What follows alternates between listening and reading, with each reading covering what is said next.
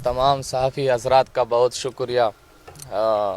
हमने तो वो डिटेल शेयर की जो हम बहुत मुश्किल से लाते हैं, क्योंकि ये तो ऐसे फ़ैसले होते हैं जो बंद कमरों में हो, और बंद कमरों के फ़ैसले बाहर लाना ये सबसे मुश्किल काम होता है।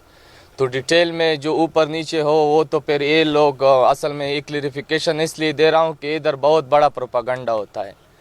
असल काम की बात नहीं होती है, आपको थोड़े से डिटेल ऊपर नीचे हो जाए उस पे ये लोग कहते हैं कि तो मीटिंग में ये हुआ था ये हुआ था। तो काम की बात, हमने एक छोटा सा मुतालबा रखा था, इसमें हम कुछ नहीं मांग रहे थे। हम ये मांग रहे थे कि इधर जो रहने वाले लोग हैं ये इस प्रोजेक्ट के बारे में जानना चाहते हैं और इसमें पूरी डिटेल हमारे साथ शेयर करें कि ये प्रोजेक्ट किन बुनियादों पे हुआ है। क्योंकि इधर ये यूनिवर्सिटी में हम पीछे इधर पीस वॉक भी किया है, इस चीज़ पे सेमिनार्स भी किए हैं। हमने 1 महीने पहले इनको ये कहा था कि ये कौन कर रहा है, इसकी आप हमें जवाब दे। जवाब उस वक्त नहीं आ रहा था, हम बहुत मजबूर हो गए, तो हमने यूनिवर्सिटी बंद की कि एक यूनिवर्सिटी बग़ैर किसी निज़ाम के किस तरह चलती है। कोई निज़ाम तो वाज़े होना चाहिए। हम जिस अफसर के पास वीसी से लेके नीचे तक जिससे भी सवाल पूछते वो तो कहता है कि ये तो मेरी ड्यूटी ही नहीं है। यहाँ पर एक तो सबसे बड़ा हमारा एडमिनिस्ट्रेटिव में ये मसला है, जितनी भी पोस्टें हैं ये क्लियर नहीं है। और ये भी मसला है कि एक बंदा होता है वो 6-6, 7-7 पोस्टें संभाले होते हैं। तो एक जगह पर आप उनसे सवाल करते हो तो दूसरी जगह पर आपको लटकाता है, आपके एग्जामिनेशन के थ्रू लटकाता है, आपको बैन कर देता है, आपके ऊपर यूडीसी ले आता है। तो एक सवालिया निशान ये है कि हम अगर सवाल भी करें तो फिर किस से करें। तो फिर हमने ये कहा कि इधर जो सबसे हाईएस्ट पोस्ट होता है वो वीसी और रजिस्ट्रार होता है। तो हमारा इस मकसद, बुनियादी मकसद ये था कि ये तो इस तरह नहीं कह सकते कि ये हमारे इख्तियार में नहीं है। तो ये बाइख्तियार लोग जो 2 बेटे हैं इस प्रोजेक्ट के बारे में बताए। ये तो राइट टू इंफॉर्मेशन के तहत हर किसी को बताना चाहिए कि ये प्रोजेक्ट कब शुरू हुआ, क्यों शुरू हुआ, यूनिवर्सिटी का इसमें क्या मफाद है। फिर यूनिवर्सिटी के मफाद ये डिफाइन ना करे। ये तो चंद लोग हैं इस यूनिवर्सिटी में, अगर 15,000 लोग रह रहे हैं जिनकी फीसों से ये यूनिवर्सिटी चलती है तो वो तो हम लोग हैं, इधर स्टूडेंट्स है। अगर आप मफाद डिफाइन करेंगे तो वो तो हम डिफाइन करेंगे कि यहाँ पर स्टूडेंट्स को क्या चाहिए।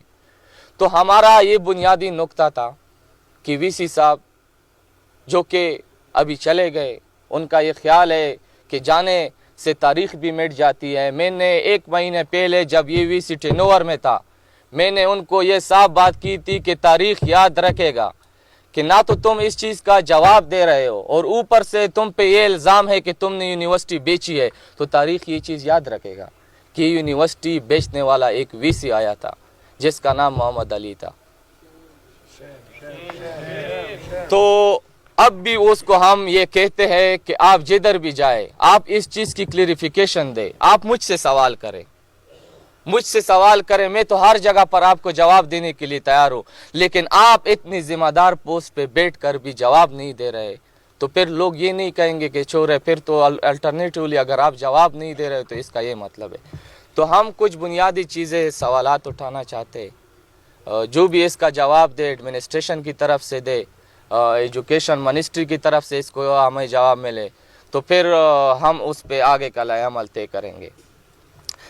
हमारा पहला जो बुनियादी सवाल है वो एडमिनिस्ट्रेशन से है कि सिंडिकेट में जाने से पहले सीडीए को इजाज़त किसने दी थी और किन बुनियादों पर दी थी, ये पूरे कायदेंस को बताया जाए। दूसरा तो एक पूरे हम कायदेन स्टूडेंट फेडरेशन, ये पूरे पाकिस्तान की आवाज़ है।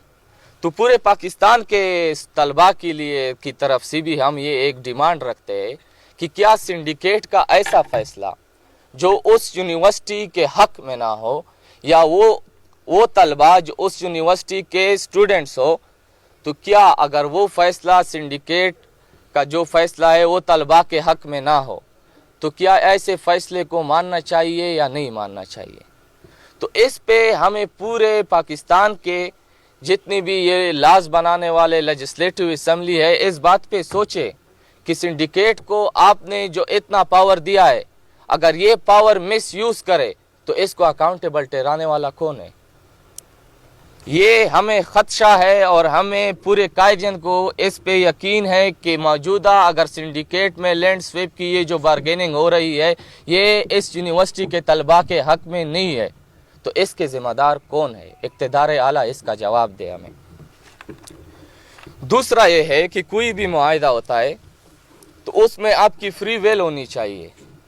ادھر تو یونیورسٹی کی فری ویل نہیں تھی، اگر انہوں نے معاہدہ کیا بھی ہے تو اس کی بنیادوں پہ آپ جائیں گے تو آپ اس میں دیکھیں گے کہ ایک طرف سے وہ کہہ رہے ہیں کہ آپ پہ لیز کے بقایا جات ہے، آپ کے ٹرانسپورٹ کے مسئلے ہے، آپ کے انڈونمنٹ فنڈ کے مسئلے ہے، آپ کے ہاسٹل کے مسئلے ہے، یہ مسئلے ہم حل کریں گے، آپ لوگوں کو اتنے پیسے دیں گے، یہ دیں گے، یہ دیں گے۔ تو اس ڈیل کے تحت پاکستان کے اتنے بڑے یونیورسٹی کی زمین بیچی جا رہی ہے۔ یونیورسٹی سرکار کی طرف سے ہوتی ہے، تو اگر اس پہ کوئی بھی لیز کا مسئلہ ہے، باقی مسئلے ہے، تو اس کو بجائے یہ کہ اس کی ڈپارٹمنٹ بیچے، اس کے انفراسٹرکچر بیچے، اس کی زمین بیچے، اس پر آنے سے پہلے تو سرکار کو یہ چاہیے تھا کہ یہ لیز کا مسئلہ حل کرتے۔ ان بنیادوں پہ یونیورسٹی کی زمین بیچنا انتہائی نامناسب فیصلہ ہے، اسٹوڈنٹ کے خلاف فیصلہ ہے۔